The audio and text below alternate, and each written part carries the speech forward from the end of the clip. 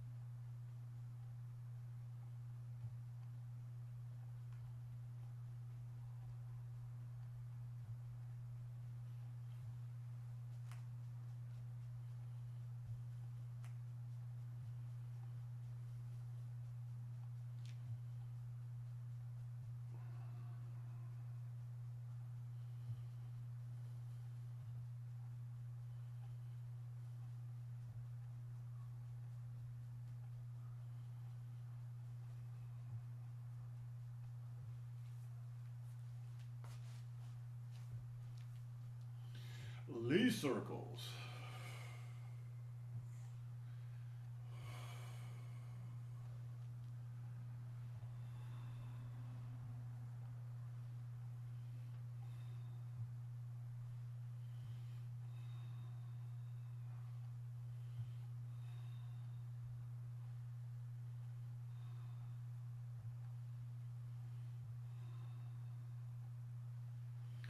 And reverse.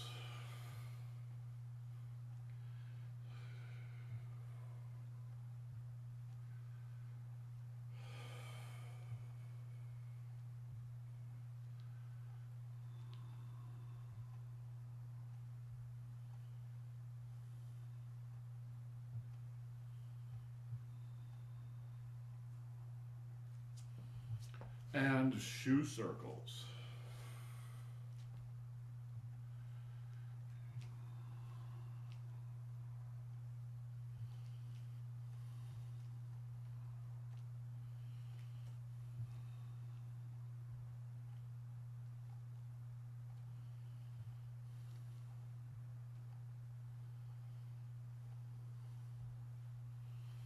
And reverse.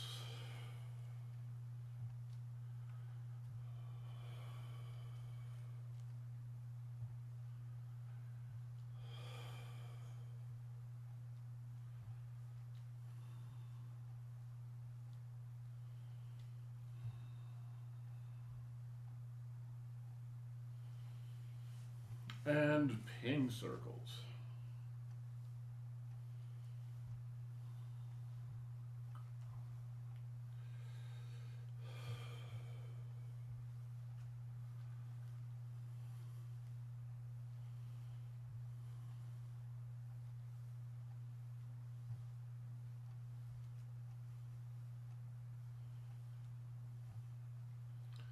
And reverse.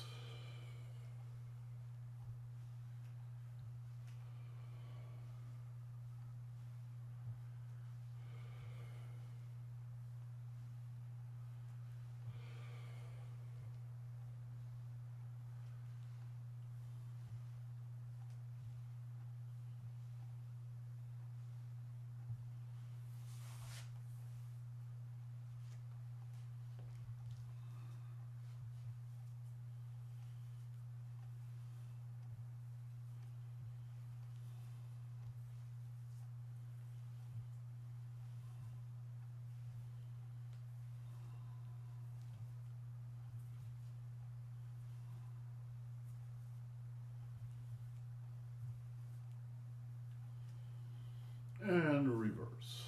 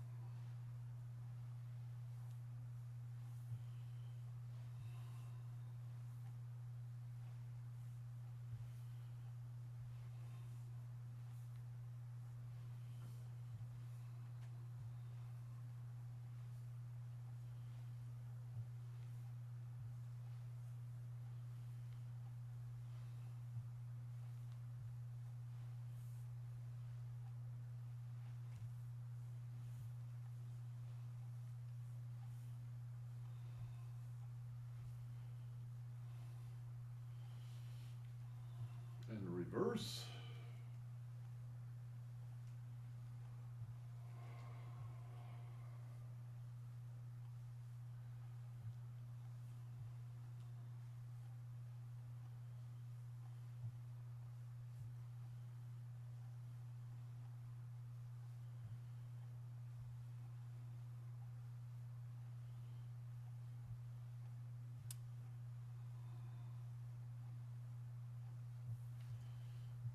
Yes, Catherine.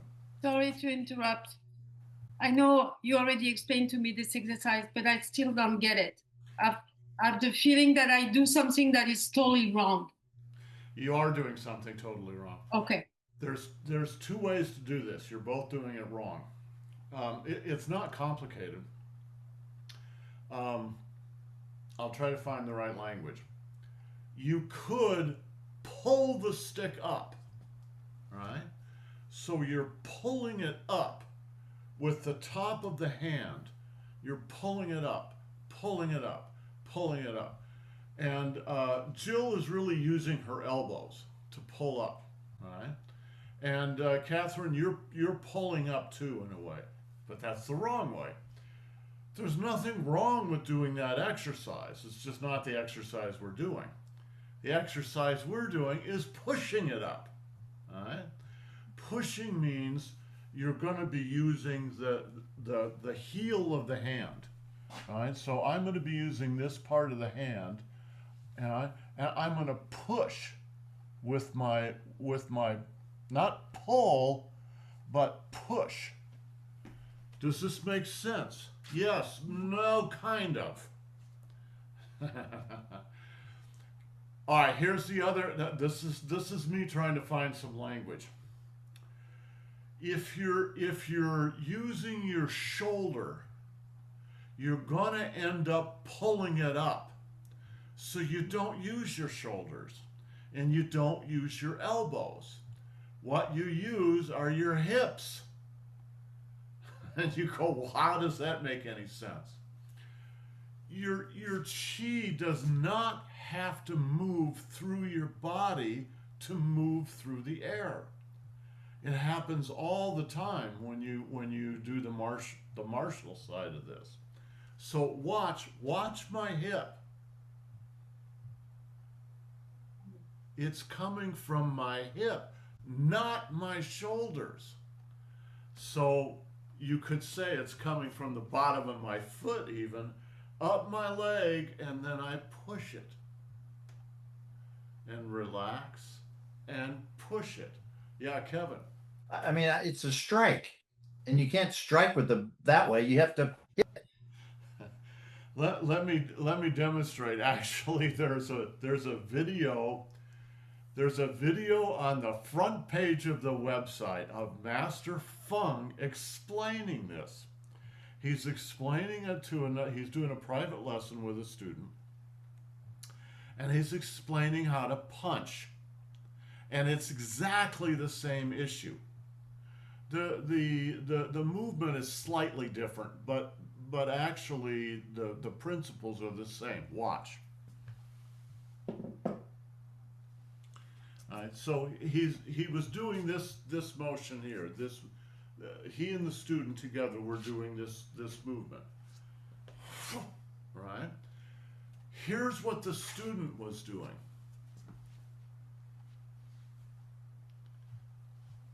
He's slinging it.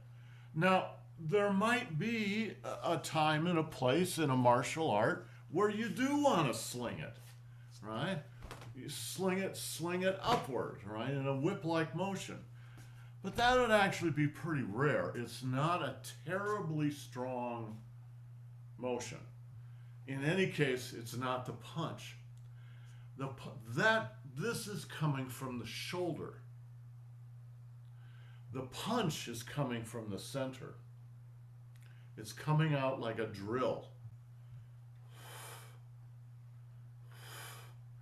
That's exactly what you're doing with the stick. Now, you could think of it as punching.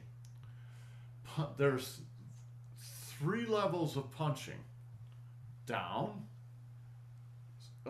just straight sideways, and up. All right?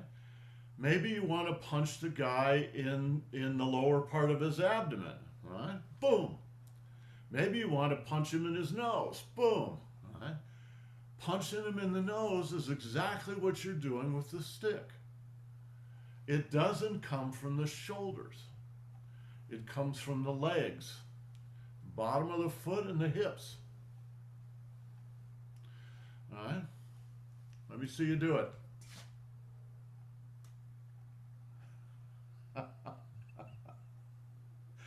Better. A little bit better. Yeah, Jill, that's much better. Yes. Good. Catherine, again. Slow, slow. Now you're still lifting it from the top.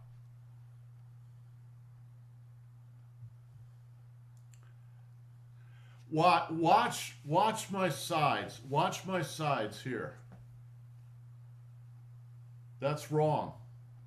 All right? It just comes up. All right?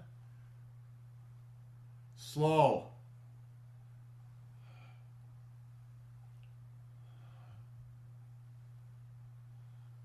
Better. Yes, Catherine.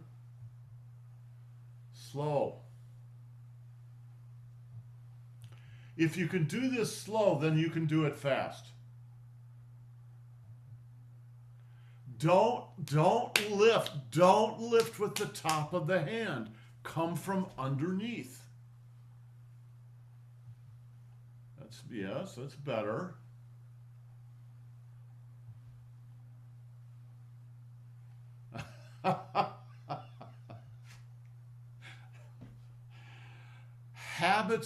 Habits of motion are extremely difficult to break. Let me tell you a story. Maybe you've heard this, maybe tell this story before, but I'm going to tell you a story about Miss Annie. Years ago, when we were in the big studio, she had her office in one quarter of the studio, and there was an open space between the walls. It was not really a doorway, but it was a passage, right? And the passage came in, you had to come in like this and then turn and walk into her space. And I had put up a bar and a curtain so she could have some privacy if she wanted to. Now, the truth is she never pulled the curtain. The curtain was always over to the side. Now listen to this. This is really important. She got used to walking into that space. She must have walked into that space a dozen times a day. So her walking in there became habitual. And then one day she decided, well, I don't use the curtain, let's just take it down. So I took the curtain off the rod and we folded it up and put it away. And that day she ran into the wall 3 times in a row. And I mean, she ran into it hard. She goes, bam, with this side of her body. She goes, why am I running into the wall? Why was she running into the wall? Because she had unconsciously used the curtain as a signal when to turn.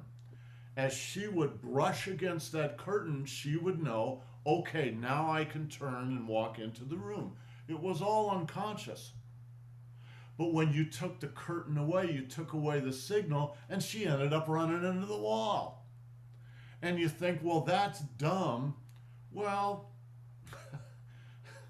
in a certain way it's dumb, but it's the way we work. It's habitual. What is the point? Well, habits are bad. No, they're not bad. That's the point. Habits save you time and energy. All right? It's like a little algorithm that saves you time and energy because you don't have to think about it every time. You can continue thinking about a client or something, and your body just uses the signals around you to do whatever it is it needs to do. So, Catherine, you have a habit. I know. It's unconscious. It doesn't mean it's bad. It just means it needs to become conscious and then to change.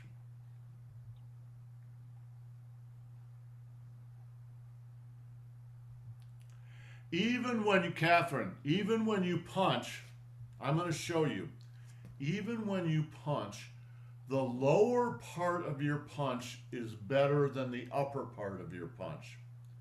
You start using your legs and you end up using your shoulder.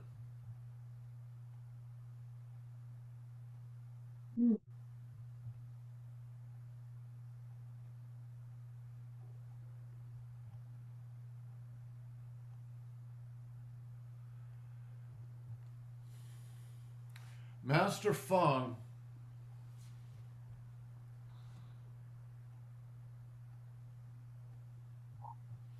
I tell you what, since we're on this topic, I'm going to do a screen share and I'm going to show you this video. It's only 2 minutes long. And if you watch this video, you can learn a tremendous amount about Tai Chi just from this one little video. So you're going to have a private lesson with Master Feng. Now, in order to do this, you need to be able to speak Chinese, but I know you all speak Chinese, so all right, hold on. Father.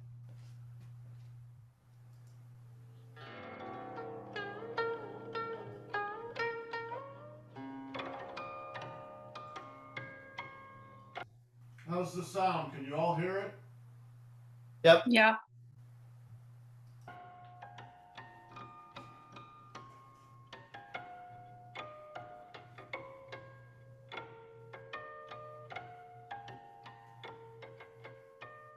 Hi folks, this is Malcolm with Luminous Ground, and this is the third of 3 short introductory videos that I'm doing for our online school of Tai Chi and Qigong and goals.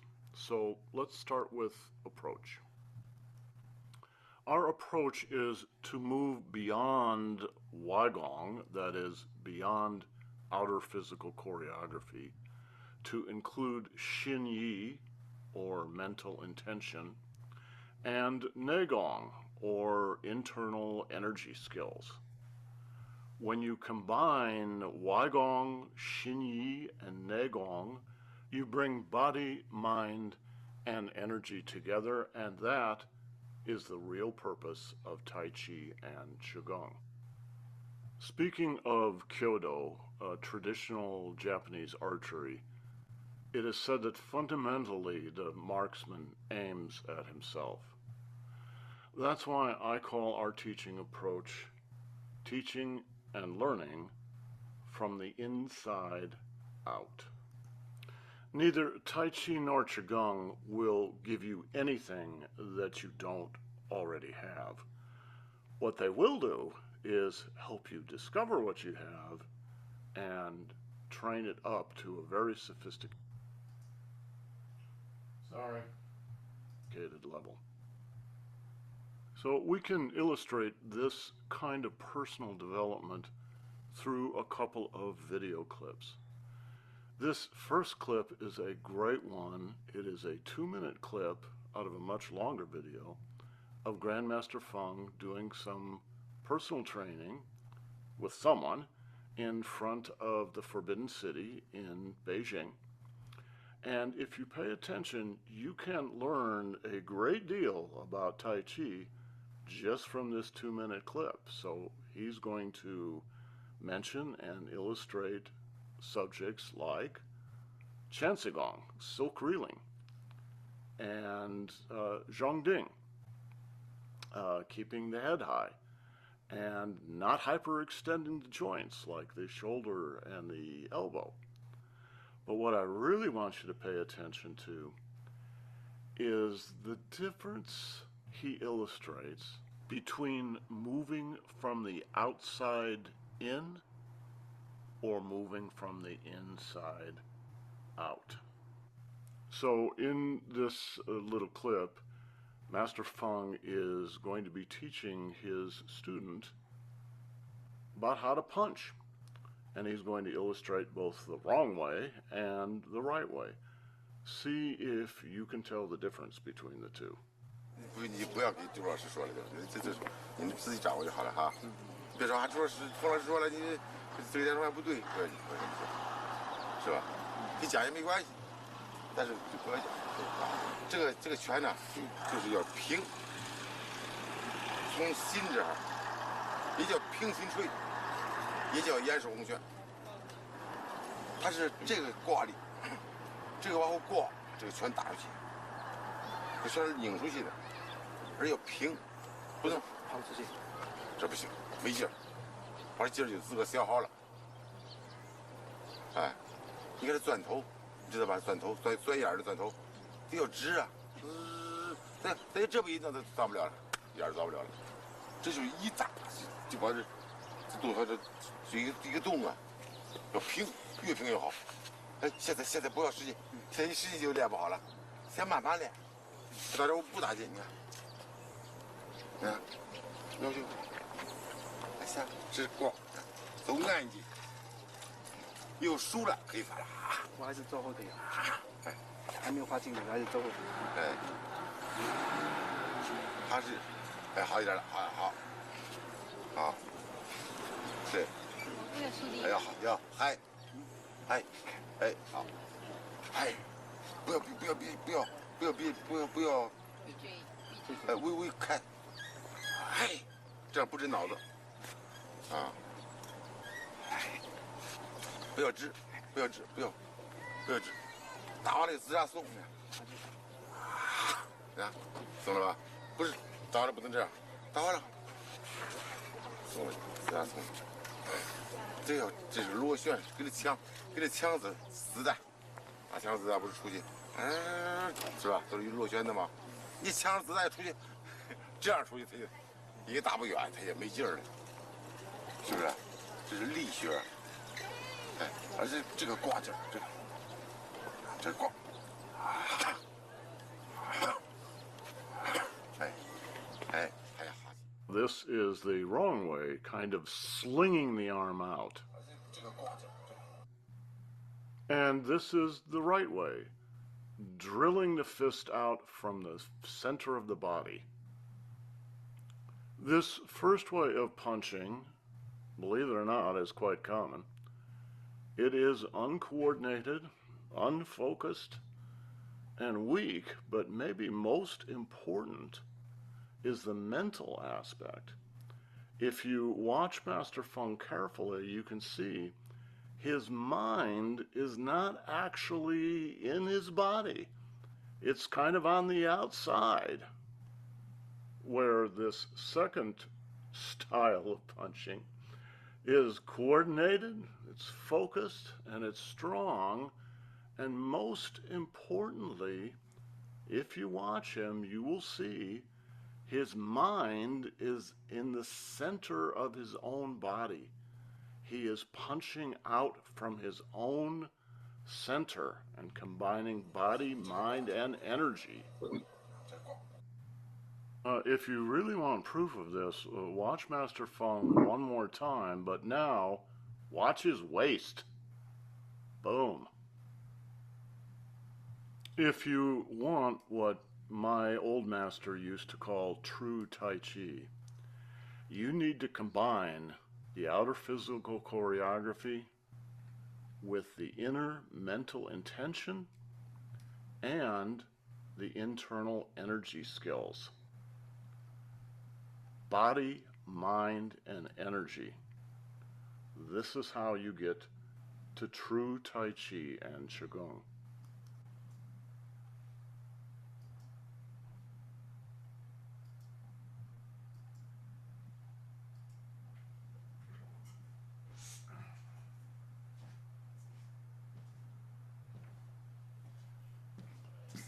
So this little movement with the stick is representative of something that's much larger, and that everybody deals with when they start Tai Chi and Qigong.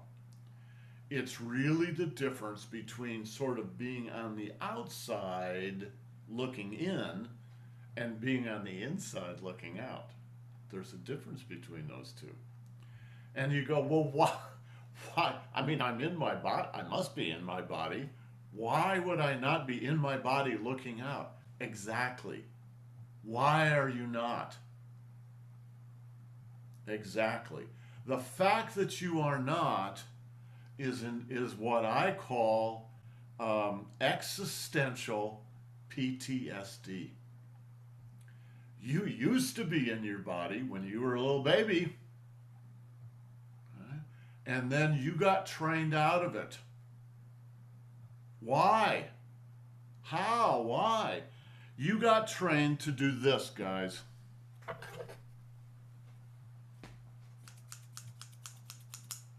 Or maybe writing.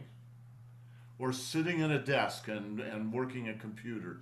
You got turned into a tool user. Well, that's really powerful. It's very useful. It's very powerful. And you got trained for 12 or 16 or 20 or 24 years to be a machine. I'm not a machine. A machine is not organic. It is a machine. All right? It's not a self-organizing organic whole. It is a bunch of disparate parts that are moved by somebody sitting in the cab moving the big machine. You're moving the machine. I am moving the machine. And that's why we don't move naturally anymore. It's not just you, it's everybody, and it's in every culture in the world. It's a human problem. That's why everybody has PTSD. So you can think of all the work we're doing, including this one stupid little exercise. It's a mirror. And you can look into it and you can go, oh, something's wrong. Something's wrong. What is it that's wrong? And how do I move it to the place where it's right? If you can figure that out, you will move yourself from being on the outside looking in to being on the inside looking out. That's the real goal of Qigong and Tai Chi. And you think, well, it's the easiest thing in the world. You just go inside and you look out. Well, if it was the easiest thing in the world, everybody would be doing it. But in fact, it's quite difficult. When you've been trained for 20 years to act in a certain way, this gets exactly back to the whole issue of habits that we're talking about. This habit of being, it's a habit of being that is now so deeply ingrained, you're not even aware of it. And even when I tell you about it and point it out to you, it's still, you can't see it. No, I see it. Well, I see it, but I can't do it. Well, that means That's you can't. different. That means you can't really see it. You're beginning to see it. But Catherine, you're seeing it from the outside. You're not, now listen. You're seeing it from the outside. Now that counts. That's the first step. But that's not the last step. The last step is to see it from the inside. And when you do that, you will simply do it correctly. This is a habit. And habits are unconscious. That's why they're habits. It's the habits are inculcated in order to make you a useful social being. And in fact they do that. They're not evil. People aren't teaching you habits to do something bad to you. They're trying to educate you and move you into our societies. But there's a price you pay for that. That whole education you just went through, another word for it is domestication. You have become a domesticated animal. There's a great video of a young lady with one of her horses. And she does this. The horse has no saddle or bridle on or anything. She has no bridle or saddle, but she does this, guys. She just takes her empty hands and she goes over the horse's head as if she were putting the horse's bridle on. And then she acts as if she grabbed the bridle. There's nothing there. and she walks away and the horse follows her. It's a habit. Now, she's not doing that to be evil or anything. She's just demonstrating how deep these habits of our beings go. So for me personally, the best thing you can get out of Qigong and Tai Chi is to discover your internal habits and how can I say? It's not that you want to get rid of them because they're useful. They're tools, they're useful, but you don't want to be trapped in them.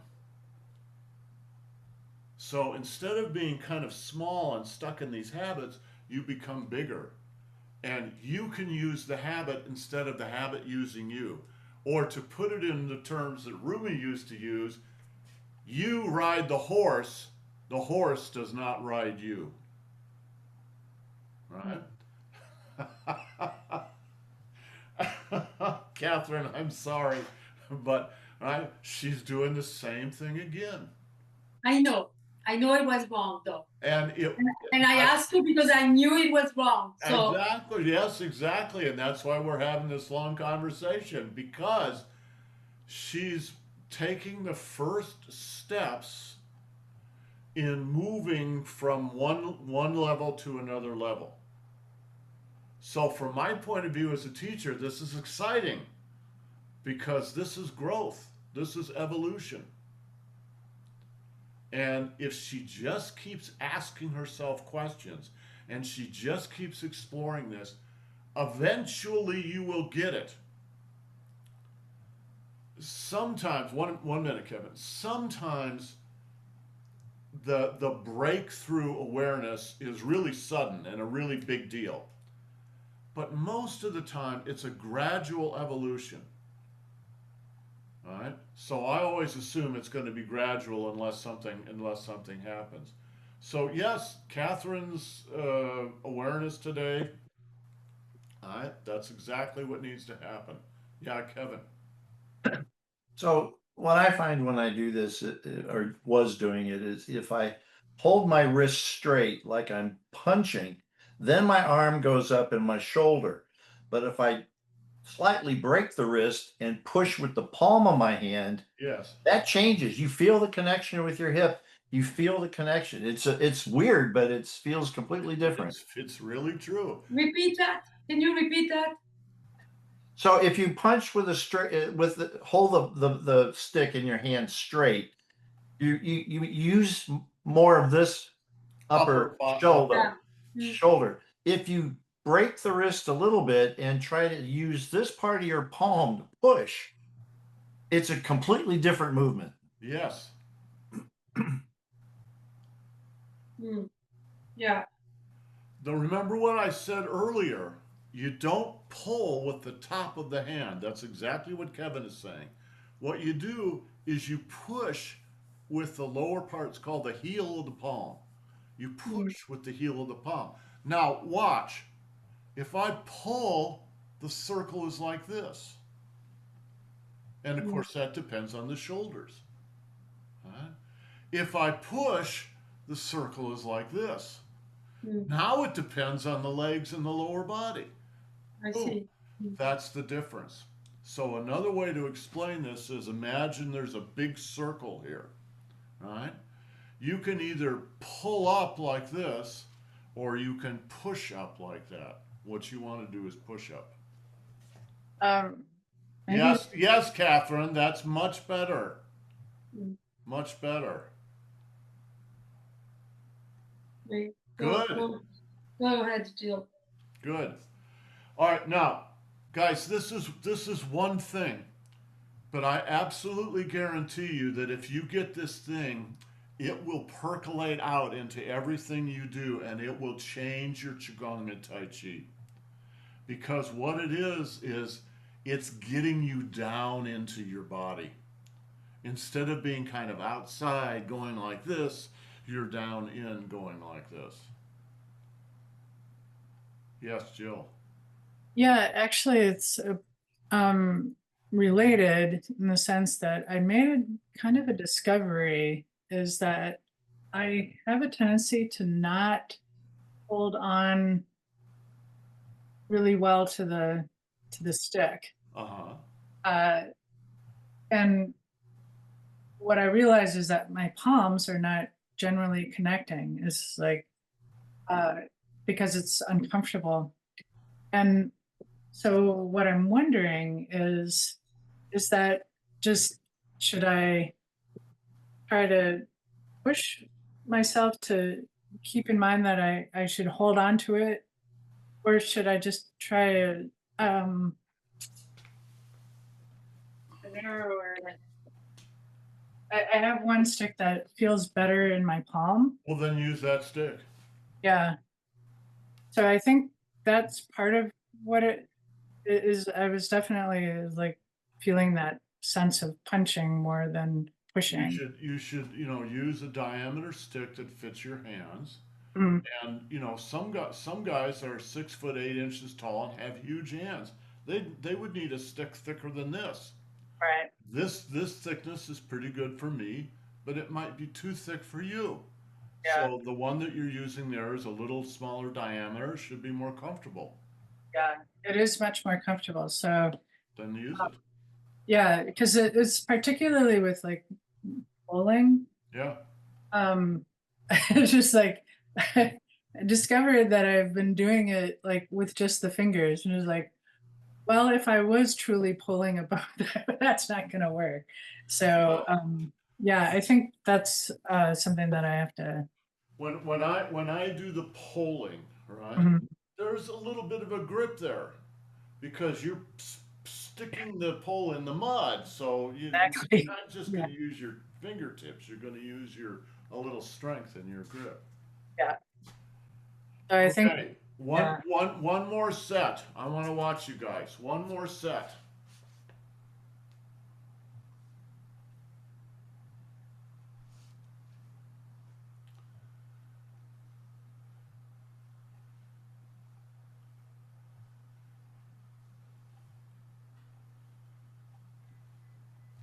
Okay, keep a grip. Keep a grip on the stick.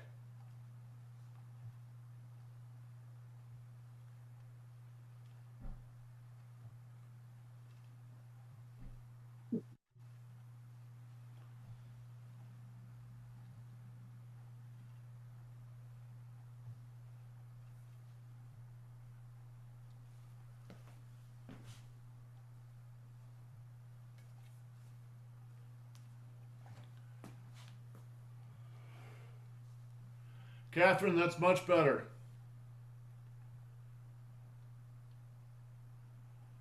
All right. Now, move your hands from the bottom of your feet.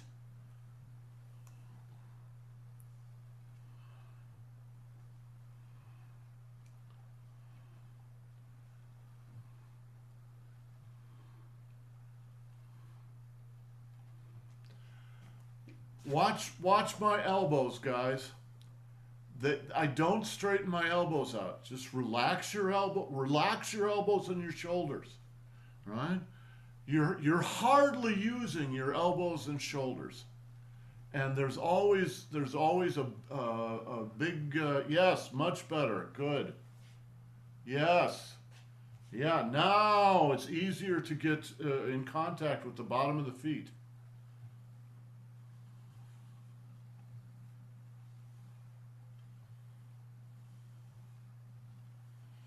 Okay, that gives me a chance to tell you something about push hands a little bit. When you push hands with somebody, push hands is not sparring. Yes, there's a little competition built in there, but it's really kind of a two-person training program. Sparring is just competitive. You're trying to uh, compete with somebody without killing them, right? Or having them kill you. But it's still really competitive, and it can get pretty tough, right? Push hands is different. Push hands is I'm going to give you the chance to practice some stuff, and you're going to give me the chance to practice some stuff. My job is to take care of you. Your job is to take care of me. It's a two-person training program. All right. Nevertheless, competition is built into it.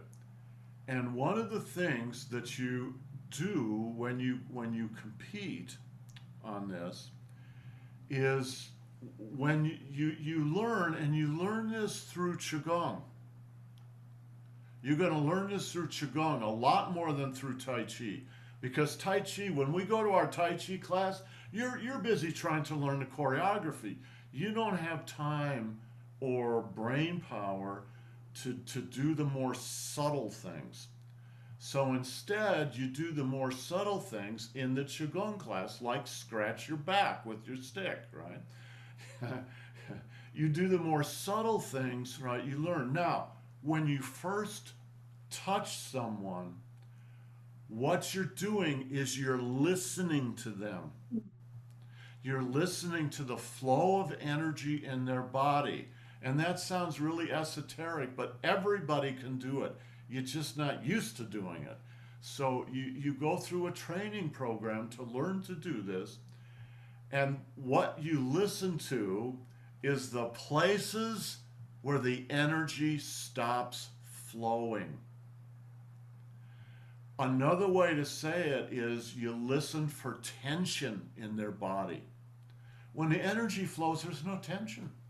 It just flows. Right? But when you lift your elbows, oh, now there's tension in my elbows. When you lift your shoulders, oh, now there's tension in my shoulders. When you touch someone, you've trained yourself to listen for those kinds of tension, because that's their weak point, right? That's the place they are unconscious. They're not conscious there.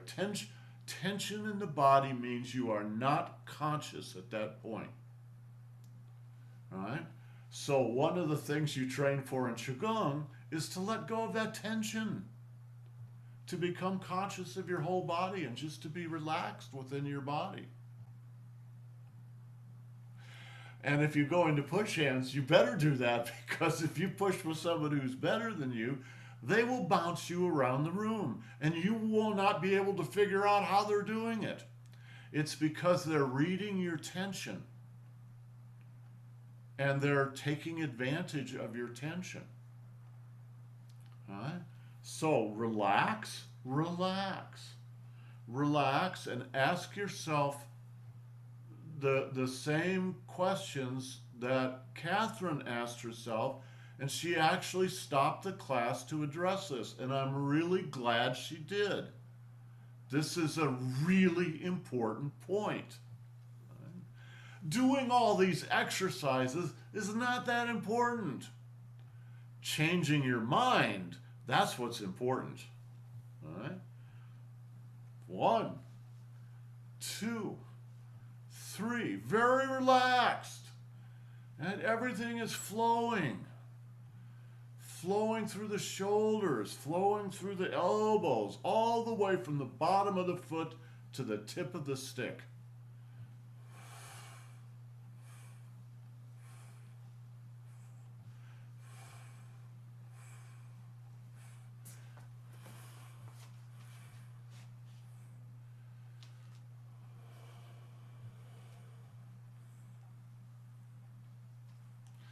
Okay, guys, let's take a little break. Let's take a break for 15 minutes, and then we'll come and do the Tai Chi class. But if you can bring this kind of new awareness into your Tai Chi, it will help your Tai Chi a lot, if for no other reason than you will be more relaxed. And when you're more relaxed, you have more energy, because tension requires energy. The reason people get tired in Tai Chi is because they're all tense. So just relax. All right, 15 minutes. All right, so 20 minutes past the hour, we'll meet again for the Tai Chi class.